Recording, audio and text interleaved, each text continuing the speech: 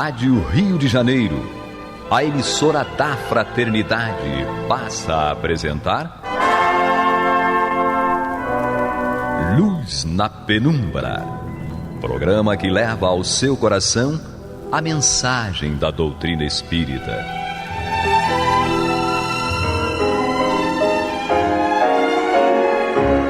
E com vocês, João Nogueira, para estudos de obras póstumas de Allan Kardec.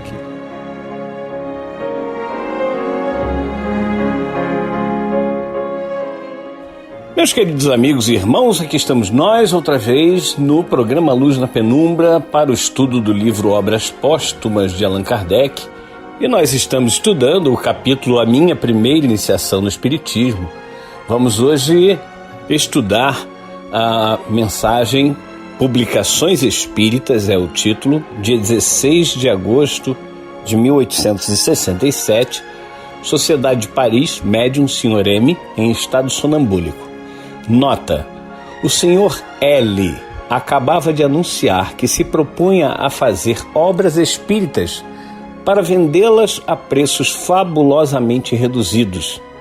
Foi a esse respeito que o Sr. Morim disse o que segue em sono sonambúlico. Os espíritas já são hoje numerosos, mas muitos ainda não compreendem o alcance eminentemente moralizador e emancipador do espiritismo. O núcleo que sempre seguiu a boa estrada continua a sua marcha lenta, mas segura. Afasta-se de todos os propósitos preconcebidos e pouco se ocupa com os que vão ficando pelo caminho. Aqui os irmãos da espiritualidade superior nos mostram a condição que era naquela época e imagina hoje em dia, né? Se nós formos observar o censo ou os censos, a contagem de espíritas declarados é muito pouco ainda, comparado com aquela época é muito maior. Mas só que tem um detalhe: muitas pessoas se declaram isso, aquilo outro, mas têm uma simpatia e frequentam até centros espíritas. Sempre nós aprendemos, inclusive com Kardec e Leon Denis, continuador de Kardec, que não importam os rótulos, o que importa é o que nós fazemos com o ensinamento que nós recebemos. Então, pouco importa se eu me digo ateu, protestante, católico, budista, shintoísta, espírita ou o que quer que seja. Não importa. Importa se eu estou aplicando em minha vida aquilo que eu aprendo. E aquela pessoa que hoje segue de alguma forma a doutrina espírita e na verdade está seguindo a Jesus, né? Em última análise está seguindo a Jesus, lembrando da questão 625 do Livro dos Espíritos, nosso guia e modelo é Jesus, ou seja, é a Ele que temos que seguir, é a Ele que temos que imitar. Modelo nós imitamos, guia nós seguimos, então nós seguimos e imitamos a Jesus. Precisa ser assim. Nós não podemos imaginar que vamos seguir e imitar algum homem, por mais elevado que ele tenha sido, que não seja Jesus. Existem vários espíritos que são enviados à Terra por Jesus, que são entre nós, a evolução deles é entre nós e a evolução de Jesus. O patamar evolutivo de Jesus é o patamar de um espírito puro, espírito perfeito, que já atingiu a perfeição. Esses outros irmãos que vêm aqui para nos mostrar o que aprenderam já, eles aprenderam, claro, com Jesus. E nós vamos aprendendo com eles também. Mas, em última análise, como disse, o guia, modelo, quem nós devemos seguir, quem nós devemos imitar é Jesus. Então, nós temos muitas pessoas que se declaram desta ou daquela religião, se declaram agnósticos também, que são, no fundo, espíritas. Porque o que Kardec coloca como o verdadeiro espírita? Qual é a definição? Reconhece-se pela sua transformação moral e pelos esforços que faz por domar as suas más tendências. A definição, então, não é aquele que frequenta o centro espírita, aquele que vai ao centro espírita ao menos uma vez por semana, aquele que estuda toda a codificação. Não. A definição de espírita, vou repetir, está lá no Evangelho segundo o Espiritismo. Kardec nos traz essa informação, esse conhecimento, essa classificação, digamos assim. O verdadeiro espírita reconhece-se pela sua transformação moral e pelos esforços que faz por domar as suas más tendências ou más inclinações. Então nós temos aí um grupo de pessoas que não se dizem espíritas e que na verdade o são, pois estão muito mais dentro dessa classificação que nos trouxe Kardec do que muitos que frequentam centros espíritas, que estudam a doutrina espírita, que têm o livro dos espíritos de cor e salteado. Então a gente tem que ter cuidado com a definição de espírita. Tanto é que eu vou ler de novo esse trecho, esse parágrafo. Os espíritas já são hoje numerosos, mas muitos ainda não compreendem o alcance eminentemente moralizador e emancipador do espiritismo. Gente, isso aqui é, como diria um amigo meu, isso é ouro, isso é valiosíssimo o que esse espírito ou esses espíritos, né, estão nos revelando. Observem, o objetivo do espiritismo é moralizar o ser humano, o espírito encarnado ou desencarnado na condição de humanos que nós estamos, moralizar e emancipar. O alcance eminentemente moralizador e emancipador do espiritismo. Emancipar é libertar. Então, quando nós vemos algumas proposições por aí que muito mais escravizam, aprisionam do que libertam, nós pensamos, é espiritismo mesmo? É doutrina espírita mesmo? Nós precisamos pensar, raciocinar. Muitos dogmas, muitos rituais, muitas coisas que não têm nada a ver com o verdadeiro cristianismo e, claro, com o espiritismo. Então vamos com calma, vamos percebendo onde estão as amarras para que possamos ir soltando essas amarras. Sempre quando você for a um centro espírita, a um local que se diz um templo espírita, questione. Sim, questionar é bom, não é ruim. Questione. E se você for um trabalhador, um dirigente de casa espírita, questione. Questione os processos que estão acontecendo dentro do centro espírita. Será que realmente esse sistema é libertador ou é aprisionador? Não, deixamos aí para a reflexão de cada um, e cada um deve saber exatamente o que precisa ser modificado dentro de si e também das casas que se dizem espíritas. Vamos perceber aqui também nesse parágrafo que ele fala, olha, a marcha é lenta, mas é segura. É uma marcha que vai avançando lentamente, mas lentamente aos nossos olhos, mas ela não se afasta. Se nós formos muito rápido, é provável que nós nos percamos e então podemos acrescentar coisas dentro do movimento espírita que não são espíritas. Então, é isso que ele está dizendo aqui. Nós precisamos ir com cautela. E finalizando aqui, ele diz, afasta-se de todos os propósitos preconcebidos e pouco se ocupa com os que vão ficando pelo caminho. Aquelas pessoas que acham que o movimento espírita deve ganhar um rumo absurdo, maravilhoso, epopeico, pode se perder e, entre aspas, bagunçar o movimento espírita. Então temos que ter cuidado. Aqueles que não concordarem com o movimento gradativo, mas, como ele fala aqui, seguro, eles vão ficando pelo caminho porque vão achando que a gente está muito lento, que a gente está muito pacato, etc. e tal. Agora, isso não quer dizer que nós não devamos observar se nós estamos, digamos assim, na nossa zona de conforto. Não é isso. É você avançar mais do que deve. É querer andar rápido demais. Vamos aqui para o próximo parágrafo. Infelizmente, mesmo entre os que formam esse núcleo fiel, há os que tudo acham magnífico, assim da parte dos outros como da deles próprios, e facilmente, benevolamente, se deixam levar pelas aparências e vão tolamente prender-se no visco dos seus inimigos, de uma personalidade que diz despojar-se, dar seu sangue, seus bens, sua inteligência, pelo triunfo completo da ideia.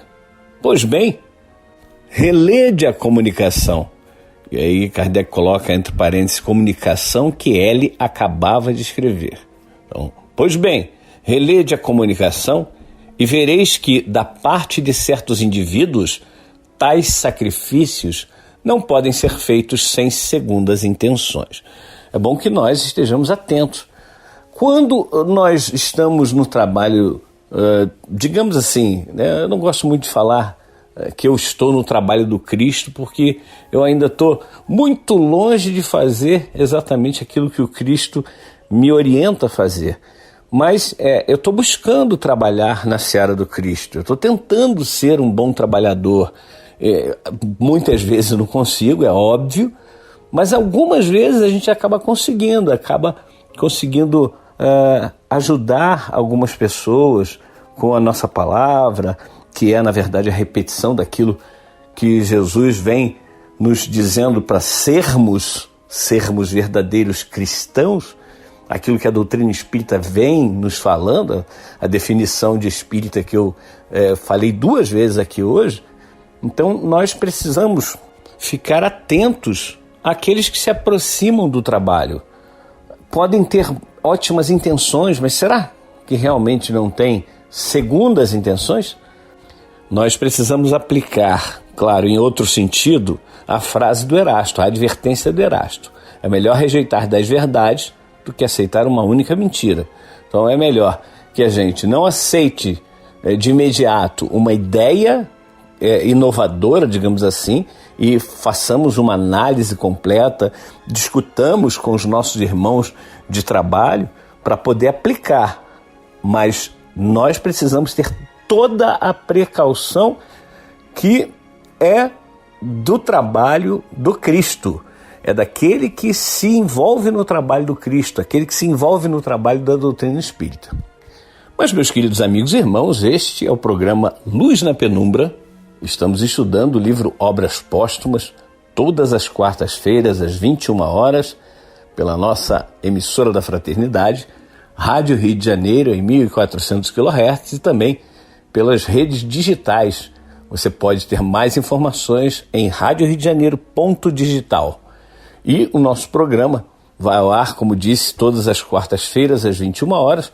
Claro, Luz na Penumbra vai ao ar de segunda a sexta, das 21 às 21h55. Mas o estudo de Obras Póstumas é toda quarta-feira, às 21 até 21h25. E com reprises, quintas-feiras, 3 horas da manhã e 6 horas da manhã. O capítulo que nós estamos estudando atualmente é a minha primeira iniciação no Espiritismo. E aqui estamos fazendo a análise das publicações espíritas. Em 16 de agosto de 1867 foi dada essa mensagem na Sociedade de Paris, médium Sr. M, em estado sonambúlico. E a nota de Kardec diz: o Sr. L acabava de anunciar que se propunha a fazer obras espíritas para vendê-las a preços fabulosamente reduzidos. Foi a esse respeito que o Sr. Morim disse o que segue em sono sonambúlico. Nós então estamos vendo a análise dessas coisas que acontecem na nossa vida, né? A mensagem, a comunicação que L acabava de escrever. Ele era exatamente essa pessoa que estava querendo escrever livros e distribuí-los por preços baixíssimos para poder divulgar a doutrina espírita. A gente aqui está entendendo que o Espírito está chamando a atenção para essas pessoas que às vezes elas vêm com belíssimas intenções, maravilhosas intenções, mas que devem ter segundas intenções. Nós precisamos estarmos realmente atentos a esse tipo de insinuações, de intenções, etc. e tal. Bem, vamos dar seguimento aqui à leitura do texto. Importa desconfiar das dedicações e das generosidades de ostentação, como da veracidade de pessoas que dizem não mentir nunca. Nós estamos num planeta de provas e expiações. Os espíritos que aqui se encontram, encarnados ou desencarnados, são espíritos que ainda estão muito longe até de sermos espíritos bons. Não falamos nem de espíritos puros, mas espíritos bons, espíritos superiores. Não, nós ainda estamos numa condição muito longe dessa perfeição e muito longe, inclusive, dessa condição de bons espíritos ou espíritos superiores. Por isso que nós precisamos não só fazer isso, essa análise que os espíritos estão nos dizendo aqui, como uma análise íntima. Qual é a minha intenção em fazer isso ou aquilo? Qual é a minha intenção em estar nesse trabalho? Eu tenho que fazer essa pergunta. E aí, se eu identificar em mim qualquer coisa que não seja o divulgar o Evangelho de Jesus, divulgar a doutrina espírita, para poder ajudar tantas e tantas pessoas que se encontram numa situação de tristeza, de depressão, de ansiedade, síndrome do pânico, pensamentos suicidas. Então é preciso que nós estejamos bem atentos, tanto dos que se aproximam de nós, quanto de nós mesmos. Nós temos que ter essa análise, ter essa avaliação. Não vamos contribuir com a divulgação do Espiritismo se nós não fizermos todos os dias, não olharmos todos os dias para dentro de nós e perguntarmos: será que eu estou fazendo isso em benefício próprio? É claro que nós estamos fazendo em benefício próprio, porque os primeiros beneficiados com o trabalho do bem é exatamente aquele que executa o trabalho do bem. É o assistente, não assistido. Mas qual é a outra intenção que eu posso ter? Promoção? Divulgação de um trabalho que vai me render recursos financeiros? É preciso então que nós façamos essa análise constantemente dentro de nós. E o último parágrafo diz o seguinte: pretender dar uma coisa a preços impossíveis, sem prejuízo, é ocultar especulação. Fazer ainda mais, dar de graça a título de excesso de zelo, a título de brinde, todos os elementos de uma doutrina sublime, é o cúmulo da hipocrisia. Espíritas, tomai cuidado, diz aqui a mensagem. Temos que tomar cuidado, porque nós sabemos que existem lobo em pele de cordeiro, não é? Então nós precisamos estar atentos. Essa mensagem é uma mensagem de advertência, de realmente de fazermos essa análise, como eu disse, análise interior e análise exterior. Quando a pessoa está diante de um trabalho, e esse trabalho pode ser um trabalho com 2, 3, 5, 10 pessoas, ou um trabalho com 1.000, 2.000 pessoas, ela tem que ter muito esse cuidado. Porque Jesus já alertou há 2.000 anos. Virão muitos falsos cristos, muitos falsos profetas, e enganarão a muitos. Essa mensagem aqui não é uma mensagem para que nós fiquemos o tempo todo desconfiados de todo mundo, mas é uma mensagem para que nós estejamos alertas.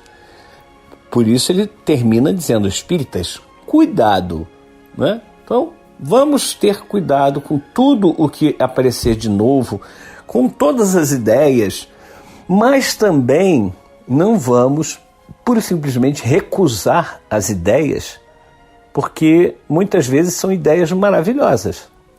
E a gente recusa aquela ideia, uma ideia que poderia ajudar muito na própria divulgação da doutrina, no próprio auxílio às pessoas que necessitam desse auxílio. Então, nós temos que ter um equilíbrio muito grande. Por isso que o nosso Kardec foi chamado por Camille Flammarion de o bom senso encarnado. Não é fácil ser um Kardec, né? Agir como Kardec agia, mas é preciso que nós busquemos isso. É preciso que nós tratemos de sermos, como Jesus disse, prudentes como as serpentes, porém simples como as pombas. Ou seja, nós temos que agir normalmente e fraternalmente com todas as pessoas.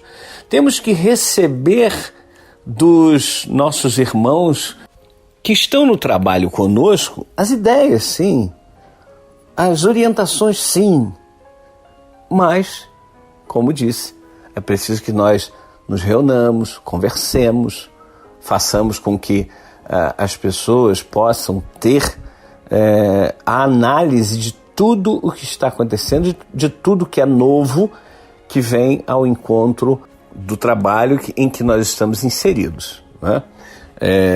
Na diretoria da Rádio Rio de Janeiro nós temos debates, né? Somos 8 diretores e, a menos que seja algo absolutamente urgente, nós conversamos, debatemos e, quando chegamos a uma conclusão, adotada essa conclusão, essa resolução dentro da Rádio Rio de Janeiro. Então, é claro que uma pessoa só pode pensar de uma forma, mas os 8 dando opinião, ou pelo menos, 5, 6, por vezes não é possível ter opinião logo de todos os 8. Nós temos os nossos trabalhos, as nossas ocupações fora da Rádio Rio de Janeiro, mas é preciso que nós avaliemos bem cada situação que se apresenta para nós. Já falei aqui, inclusive no programa, que certa vez nós recebemos uma proposta de uma empresa daqui do Brasil mesmo, de um estado não do Rio, e que essa proposta era financeiramente muito legal, muito boa para a rádio. Porém, não era uma proposta que iria, digamos, ao encontro dos objetivos da rádio. Nós ficamos preocupados, debatemos, até que chegamos à conclusão que não iríamos aceitar essa proposta. Muitas vezes, alguns irmãos preocupados com a situação da rádio, claro, todos nós ficamos preocupados nesse momento de baixa arrecadação, muito baixa arrecadação, por sinal, e propõem certas coisas e nós vamos debatemos. Todas as ideias que nos são encaminhadas, nós colocamos em debate no grupo da diretoria. Porém, nem tudo se pode aplicar. Aliás, muitas vezes, poucas coisas podem ser aplicadas. Porque quando eu enxergo pelo meu ponto de vista. É a vista do meu ponto, é a vista do meu olhar. Mas existem outras pessoas que enxergam de outra maneira e isso é muito bom. É por isso que temos que ter essa avaliação. No centro espírita, a mesma coisa. Na sua igreja, a mesma coisa. Em qualquer lugar que você esteja, na empresa, inclusive, a mesma coisa. Não se pode tomar uma decisão de uma forma unilateral, uma pessoa só tomando aquela decisão. É muito perigoso isso. A probabilidade do erro é muito grande. Bem, meus irmãos, nós estamos terminando aqui o nosso programa de hoje. Gostaríamos de agradecer imensamente o carinho que vocês têm nos enviado, as suas mensagens, não só aqui no Luz na Penumbra, mas em vários outros programas que nós participamos, vários outros programas da Rádio Rio de Janeiro. Então, agradecer imensamente o carinho que cada um de vocês devota a nós da Rádio Rio de Janeiro e divulguem mais, ajudem mais financeiramente a rádio, sim, porque a rádio está passando por um momento dificílimo, mas que nós vamos superar isso com certeza, mas todos juntos. Não desligue seu rádio, não saia daí da internet, porque vem aí o estudo do Evangelho segundo o Espiritismo com a Marta Batista e o Antônio de Pádua. Até a próxima oportunidade, se Deus assim permitir. Você está ouvindo o programa Luz na Penumbra.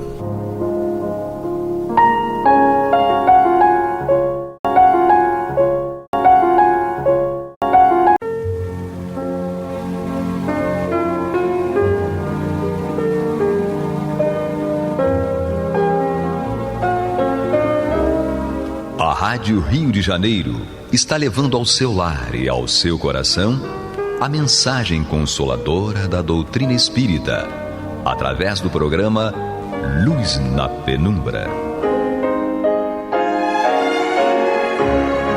E agora com vocês, Marta Batista e Antônio de Pádua Barbosa.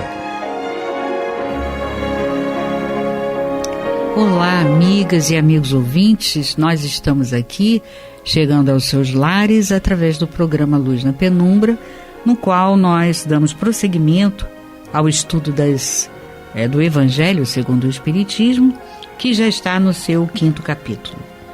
Nós estamos com o capítulo O Cristo Consolador.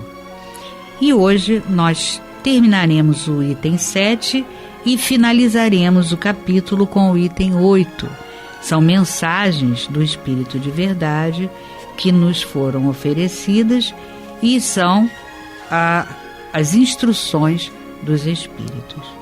Então, neste item, no item 7, o finalzinho, em que nós ficamos, de terminá-lo, o Espírito diz assim, que a impiedade, a mentira, o erro, a incredulidade sejam extirpados de vossas almas doloridas.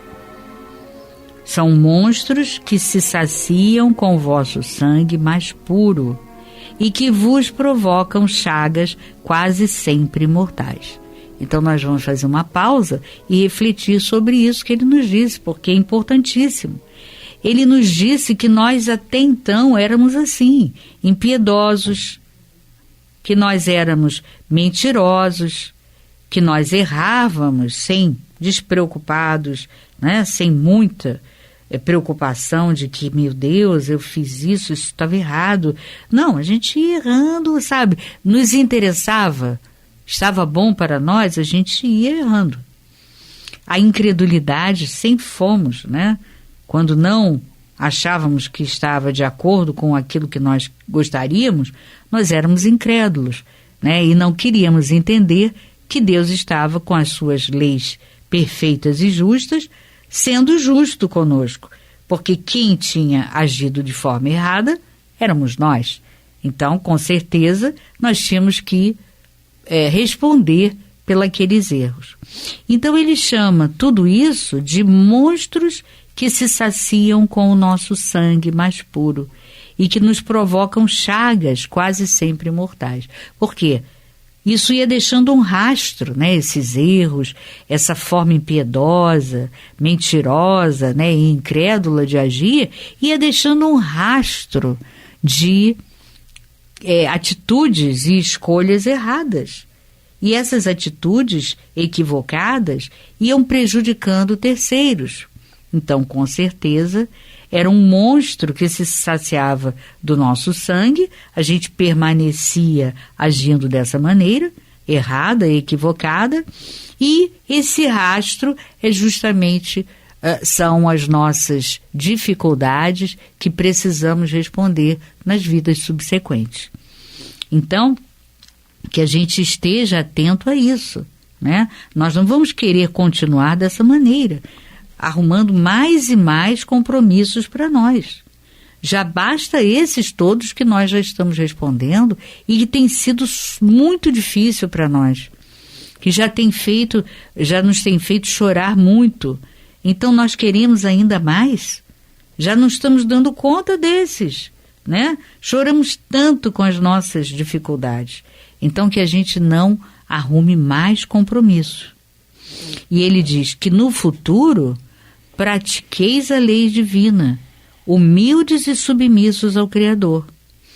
Amai e orai, sede dóceis aos Espíritos do Senhor, invocai-o do fundo do coração. Então, ele vos enviará seu Filho bem-amado para vos instruir e vos dizer essas boas palavras. Eis-me aqui, venho até vós porque me chamaste. Ou seja, então, é isso. É o Espírito de verdade que chega para nós através do Consolador prometido, a doutrina espírita, e traz para nós todas essas orientações e consolações. E não podemos esquecer que ele diz aqui, no item 6, eu venho consolar, mas eu venho ensinar também. Então, que nós possamos aprender, né, a lição, depois de tanto que sofremos, de tanto que nós padecemos, de tanto que nós choramos, vamos ver se nós aprendemos a lição e paramos de errar. Paramos de permitir que nós nos transformemos, né, cada encarnação, um monstro que destrói a nós mesmos. Que nós possamos estar sempre, como ele diz, amando e orando, porque é através da oração que nós vamos ter força espiritual suficiente para não cairmos nos erros, para não cairmos em novas tentações. Então precisamos orar e orar muito para que isso não aconteça. E amar, porque o que acontece quando nós não conseguimos perdoar alguém que age contra nós? É porque nós não o amamos. Precisamos nos esforçar, porque quando nós conseguimos amar, nós, ainda que de uma forma não ideal, porque ainda somos bastante atrasados, nós conseguimos, com certeza, perdoar. A falta de perdão é, com certeza, falta de amor no coração. E ele disse que quando nós praticarmos a lei divina, nós seremos humildes, que é o que nós buscamos sempre, e nós seremos submissos a Deus. E seremos dóceis, né, a Ele, a Jesus e a todos os espíritos puros que nos auxiliam, mesmo ainda que nós nem saibamos quem são, porque nós só conhecemos puro Jesus, né? Mas sabemos que existem milhares, né, milhões de espíritos puros, mas que de alguma forma nos orientam e nos auxiliam. Quantos espíritos que não assinam as mensagens na codificação que são espíritos puros? Muitos deles, né? Fica aí para todos a reflexão. E a gente nota que as mensagens não assinadas são as mais profundas, né? Que trazem mensagens que tocam mais o nosso coração e nos fazem refletir. Então, que esses anjos, que ele chama anjos do Senhor, espíritos do Senhor, né? Que nós possamos invocá-los sempre, como ele diz, mas do fundo do coração. Isso é fundamental. E quando nós agirmos dessa maneira, não sendo mais impiedosos nem mentirosos, nós estaremos trabalhando o nosso egoísmo, retirando, né, extirpando ele do nosso coração, que é o que nos dificulta o crescimento, é o egoísmo, porque nós queremos que tudo dê certo para nós, mas só para nós. Não pensamos no nosso próximo, não pensamos naquele, né, que passa pelas nossas existências e precisam muito da nossa ajuda e da ajuda de Deus. Mas nós somos impiedosos, mentirosos e não pensamos, porque somos egoístas e só queremos estar bem, mas não pensamos no nosso próximo. Então, que amemos e que oremos. E aí, logicamente, seremos dóceis aos ensinamentos e passar pelas provas que nós merecemos, porque são erros construídos e criados por nós. E ele segue, então ele vos enviará seu Filho bem-amado para vos instruir e vos dizer estas boas palavras. Eis-me aqui, venho até vós porque me chamastes. Então, muitos também, cabe aqui falar, que acham que o Espírito, né, de Jesus, o Espírito de verdade não poderia ser Jesus, porque ele não viria para fazer contato com os homens, porque os homens são muito atrasados, Jesus é muito evoluído e o Espírito de verdade, e ele então não viria até nós para falar conosco. Mas aqui existe um trabalho do professor Jorge Medeiros muito interessante em que ele diz: falamos que Jesus é o próprio Espírito de verdade e dizem que ele é por demais evoluído para se manifestar aos homens, que ele não disse nada sobre isso, que alguns espíritos, não falaram nada sobre, e que o Espírito de verdade é uma falange, logo não é verdade. Ora, se ele é verdade, não pode ser uma falange. Esse estudo tem um caráter redundante, mas é essa técnica que empregaremos. Os espíritos nos ensinam que a mensagem dos espíritos superiores, cada palavra tem seu significado. Muitas vezes as mensagens são dadas em comunicações que aparentemente não têm vínculo com o tema abordado, mas eles deixam suas mensagens para quem tem olhos de ver. Por isso que muitas mensagens passaram despercebidas, principalmente no conteúdo. Quer dizer, então, que a gente fique atento a isso. E ele, com certeza, não deixará e nunca deixou de chegar a nós e se comunicar conosco. Agora, é preciso que você esteja com um propósito elevado, Se forem aquelas frivolidades e aqueles pensamentos de curiosidade, perguntas de curiosos, aí não. Aí ele não vai com certeza se comunicar. Mas com uma proposta séria e elevada, com certeza o Cristo jamais iria se opor a nos comunicar alguma coisa. E como nunca se opôs, e como diz aqui o professor Jorge, existem diversas mensagens. E essas que nós falamos, na própria codificação, de espíritos que não assinaram o nome.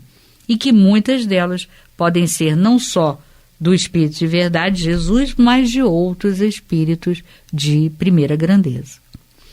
Agora, então, vamos ao item 8, em que o Espírito de verdade nos diz: Deus consola os humildes e dá força aos aflitos que imploram por ela. Quer dizer, é preciso que a gente seja humilde, é preciso que a gente reconheça que nós temos dificuldades, que nós erramos e que as nossas limitações é que fazem da nossa existência esse desespero em que nós estamos mergulhados. Mas nós temos que ser humildes para reconhecer isso, Então aí nós vamos pedir a Deus e Ele nos dará força a todos que são aflitos e que imploram por essa força e pela consolação. Agora, tem que haver humildade. Aquele que se acha, não, mas eu tenho certeza, isso mesmo, e, enfim, aquele que acha que está sempre certo, que não erra, esse realmente vai ter mais dificuldade, porque com certeza ele precisará reconhecer os seus erros, verificar que ele está sendo orgulhoso e mudar a sua atitude. E aí pedir a Deus de forma humilde força para ele superar tudo isso. E ele segue: seu poder cobre a terra inteiramente, e por toda parte, ao lado de cada lágrima, ele colocou um bálsamo que consola. O devotamento e a abnegação são uma prece contínua e encerram um ensinamento profundo. A sabedoria humana reside nessas duas palavras. Com certeza, devotamento e abnegação, que são duas virtudes das mais difíceis. Quando nós chegarmos ao ponto de sermos devotados de forma ilimitada e abnegados, ou seja, que nós até nos prejudicarmos para ajudarmos ao próximo, ajudarmos alguém que nós gostamos muito, com certeza nós estaremos chegando ao topo da cadeia evolutiva, porque é realmente bastante difícil. E todo esse percurso será com a ajuda de espíritos nos auxiliando, nos dando, nos fortalecendo, enxugando as nossas lágrimas, né? Mas não enxugando daquela forma beatífica, né? Daquela forma que a gente pensa mágica, né? Ah, coitadinho, olha como ele está sofrendo. Não, não será dessa forma que as nossas lágrimas serão enxutas. Serão enxutas de que maneira? Com a força e a inspiração e a nossa força de vontade para modificarmos as nossas atitudes. E aí, modificando as nossas atitudes, com a força e a orientação e a inspiração de Deus, de Jesus e dos bons espíritos, com certeza, em algum momento da nossa escalada evolutiva, nós seremos devotados e abnegados. Porque quando hoje, como espírito de terceira ordem, nós paramos para pensar o que seja abnegação, a gente sabe que é uma coisa difícil. O devotamento e a abnegação são virtudes difíceis de nós atingirmos, sobretudo com a visão que nós temos hoje. Por quê? Porque você vai ter que se desdobrar e você vai ter que realmente deixar de lado tudo que você eventualmente gosta e preza para poder se devotar e se abnegar a determinadas causas. Então, né, para isso nós teremos que estar nessa escalada sempre em prece, para que com o auxílio de Deus nós possamos ser inspirados e orientados. E dessa maneira, né, aprendendo cada vez mais, nós vamos conseguir chegar lá. Não resta dúvida. Então ele diz, o devotamento e a abnegação são uma prece contínua, ou seja, uma prece que nos engrandece e nos capacita a crescer cada vez mais. Isso é importante, por isso ele diz é uma prece contínua, no sentido de que você, como se você estivesse em contato direto com Deus e com Jesus e os bons espíritos, porque ela te capacita cada vez mais. E aí você, cada vez mais, você conseguirá atingir, né, aquela proposta de devotamento e abnegação. A sabedoria humana reside nessas duas palavras. Quer dizer, ele está dizendo aqui, olha, o dia que vocês forem devotados e abnegados, você será um sábio e, consequentemente, será um espírito de primeira ordem. Quer dizer, a coisa vai funcionando sempre como uma equação. Assim como ele diz também que as nossas lágrimas serão secadas, né? Como bálsamos que os espíritos, bons espíritos do Senhor nos oferecerão, mas não de forma mágica. É sempre bom lembrar, né? Ah, coitadinho. Não vai acontecer isso. Vai acontecer, olha, então, isso não foi bom, isso não resultou em boas coisas. O que você pode fazer para mudar? Eu vou te fortalecer, eu vou te inspirar para que você seja mais capaz e consiga modificar. Então, é tudo dessa forma, de uma forma matemática que nós vamos aprendendo, né, aprofundando os conhecimentos que nos levarão às respostas que estão aqui, né, inscritas aqui, mas que demandam uma boa interpretação. E ele diz que todos os espíritos sofredores possam compreender essa verdade. Quer dizer, como quem diz, olha, se vocês, sofredores, não modificarem e não entenderem que o caminho é esse, e ficarem sentados chorando, mas chorando de forma omissa, né, e de forma pacífica, paciente, né, como paciente, não, vocês não vão conseguir. Então, vocês continuarão sendo sofridos, né, e não pode, vocês têm que mudar isso. Então ele diz que todos os espíritos sofredores possam compreender esta verdade em vez de se revoltarem contra as dores e os sofrimentos morais que são o seu quinhão aqui na Terra, porque são o resultado dos erros cometidos. Agora, com certeza, isso só vai, ao invés de se revoltar, você tem que entender, olha, a fórmula é essa.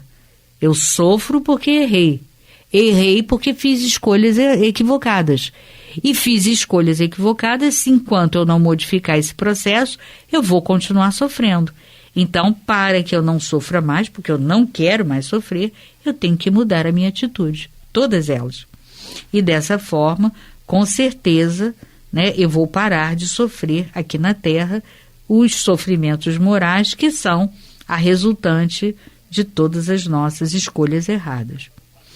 E ele diz, usai, pois, como divisa estas duas palavras, devotamento e abnegação, e sereis fortes, porque elas resumem todos os deveres que a caridade e a humildade vos impõem. Realmente, porque para você ser devotado e abnegado, você tem que ser muito humilde, porque você tem que esquecer de você mesmo e colocar o outro, o próximo, né, como primeiro lugar. Você tem que ser humilde e você tem que ser caridoso. Olha, a caridade estará em primeiro lugar. Por isso é que Kardec sabiamente colocou no Livro dos Espíritos, na terceira parte, a lei de justiça, amor e caridade como a síntese de todas as leis morais. Porque realmente, sem caridade, você não consegue chegar a lugar nenhum. Mas ela não é obtida de forma fácil. É preciso que você negue a si mesmo no sentido de egoisticamente falando, né, para que você coloque em primeiro lugar o próximo. O sentimento do dever cumprido vos proporciona a tranquilidade de espírito e a resignação. O coração trabalha melhor, a alma se acalma e o corpo não sofre mais de desfalecimentos, visto que quanto mais o espírito é profundamente atingido, mais o corpo sofre. Olha quantas revelações tem nestas mensagens, né? Nessa aqui, inclusive. Quantas revelações. Quer dizer, quanto mais nós errarmos, mais nós teremos sofrimentos corpóreos também. Então, que nós possamos refletir sobre isso, não é mesmo, Antônio? Sem dúvida, Marta. Esse fechamento do capítulo vem nos preparar para aceitar as instruções que vão vir daqui para frente, né? Sim. Sabendo que nós temos este respaldo do Espírito de verdade, né? Então, tudo aquilo que Kardec vai nos trazer baseado no Evangelho de Nosso Senhor Jesus Cristo, para que nós nos instruamos e aí sim possamos aprender a nos amar, como diz o Espírito de verdade aqui. Em verdade vos digo que os que carregam seus fardos e assistem os seus irmãos são meus bem-amados. Ou seja, nós temos os nossos fardos, mas precisamos assistir ainda assim nossos irmãos, o próximo. Isso. Então, nós vamos aprender com as lições trazidas por Allan Kardec a respeito disso. Mas, por ser muito difícil pôr em prática tudo isso, nós temos esse respaldo aqui, como eu falei, do Espírito de verdade, nos consolando, dizendo que está sempre junto a nós, que há um pedido nosso, estará aqui presente o tempo todo para nos ajudar a enfrentar essas dificuldades que nós sabemos que nós mesmos é que criamos. Estamos com dificuldade de sair delas. Estamos perdidos, mas ele está aqui justamente dizendo, não, podem ficar tranquilos que eu estou aqui vendo vocês. Vocês têm que fazer o trabalho por si, porque ninguém vai fazer por vocês, mas eu estou aqui o tempo todo à disposição. Então é isso que eu acho desse finalzinho, entendeu? Essa reflexão que eu tenho é a respeito disso. Me sinto confortado daqui para frente em aprender as lições, e mesmo que eu sinta que são difíceis, muito difíceis, principalmente essas bem-aventuranças aqui, como nós vamos estudar, são difíceis, mas nós sabemos que temos um respaldo. É isso que eu penso. Sem dúvida, Antônio. É preciso que a gente reflita sobre isso. Por mais difícil, por mais dificuldade que venhamos a enfrentar nas nossas provas, né, porque ainda temos muitas jornadas, né, pela frente, é a certeza de que não estaremos sozinhos, que contamos com o Cristo, que contamos com os bons espíritos, que contamos com Deus. E seremos fortalecidos e inspirados. Mas por hoje, Antônio, nós vamos ficando por aqui e com o respaldo técnico do nosso querido Pablo, nós vamos então encerrar e dar uma boa noite a todos, desejando muita paz.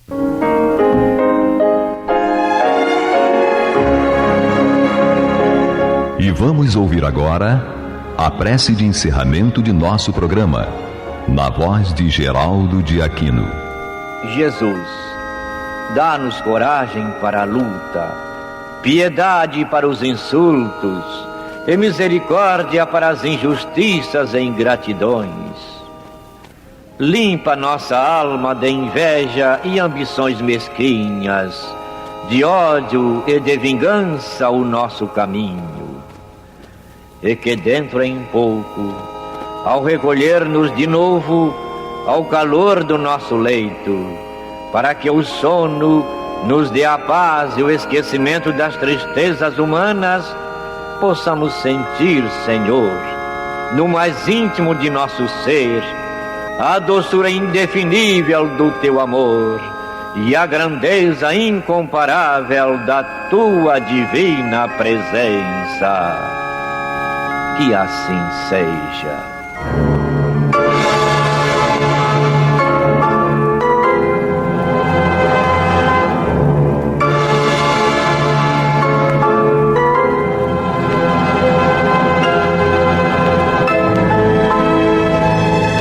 Acabamos de apresentar o programa Luz na Penumbra, que voltará a ser apresentado amanhã às 21 horas nesta emissora.